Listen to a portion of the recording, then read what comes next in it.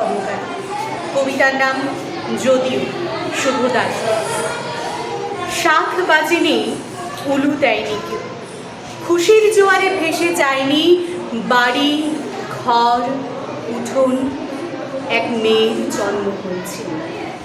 মেয়ে কন্যাপতি মাতার কোনো গর্ব নেই, অহংকার নেই, যেন রেজাল্টটা ভালো তবে ততটা বড় মুখ করে বলার মতো নয়। ছেলে জন্মালে যেটা হতে বাধ্য অনায়াসে, তাই শাঁখ বাজেনি, উলু দেয়নি কেউ, আহ্লাদে আটখানাও হয়ে পড়েনি কোনো নিকট জন। এক মেয়ের জন্ম হয়েছে। মেয়ে মেয়ে মানে দুশ্চিন্তার বোঝা, বাবার কপালে ভাঁজ, মায়ের চোখে সদা সর্বদা আতঙ্ক, পড়শির কুনজর, বন্ধু বান্ধবের মাঝখানে নানা দোলাচল। মেয়ে মানে খরচ, কেবল খরচ, আয় নেই। তাই যখন এক মেয়ের জন্ম হলো, হইচই হলো না একটু। মেয়েদের অন্নপ্রাশন হয় না, হতে নেই, ওটা ছেলেদের হয়। ছেলেরা মামার কোলে বসে পঞ্চব্যঞ্জন সামনে রেখে শুরু করে পৃথিবীর প্রাচীনতম যজ্ঞ, আহার। মেয়েরা তো উচ্ছিষ্টে বাঁচে, স্বামীর উচ্ছিষ্টে, পুত্র কন্যার উচ্ছিষ্টে। সবার খাওয়া শেষ হলে মেয়েরা খেতে বসে একা একা, নিজেকেই বেড়ে নিতে হয়। কেউ বলে না আরেক টুকরো মাছ দেব, একটু ভাত, না।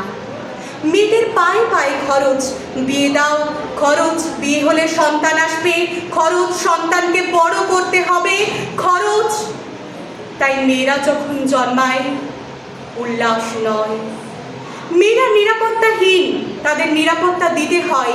মেয়েরা বিপদ প্রবণ, তাদের সামলাতে হয়। মেয়েরা ঘাবড়ে যায়, কেঁদে ফেলে, ঝগড়া করে, ঈর্ষা করে, তাই মেয়েদের শাসন করতে হয়, বেঁধে ফেলতে হয় নানা নিয়মে, নানা অজুহাতে, নানা অকারণ শৃঙ্খলে। তবু সেই মেয়েরাই গর্ভে ধারণ করে পুরুষ প্রাণ।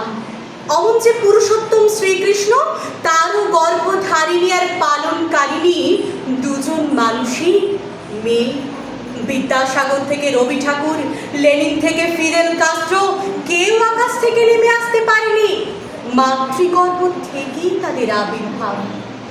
তবু মেয়েরা জন্মালে পরিবারে আনন্দ জাগে না, বাবার কপালে ভাঁজ বাড়তে থাকে, মায়ের বুক কাঁপতে থাকে।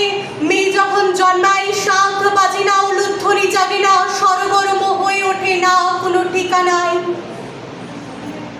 যদিও অসুর দলনের লগ্নে সমস্ত পুরুষ দেবতাদের মিলিত শক্তিতে যিনি দুর্গতি নাশিনী দুর্গা হয়ে, দশ প্রহরণ ধারিণী মা হয়ে ত্রিশূল হস্তে এগিয়ে আসেন দিগন্তের রণ দুন্দুবি বাজিয়ে, তিনিও মেয়ে। কাল্পনিক সেই মহিলার জন্য শরতের শাঁখ বাজে। ঘরে মেয়ে জন্মালে শরতে গ্রীষ্মে কোথাও কখনো শাঁখ বাজে না।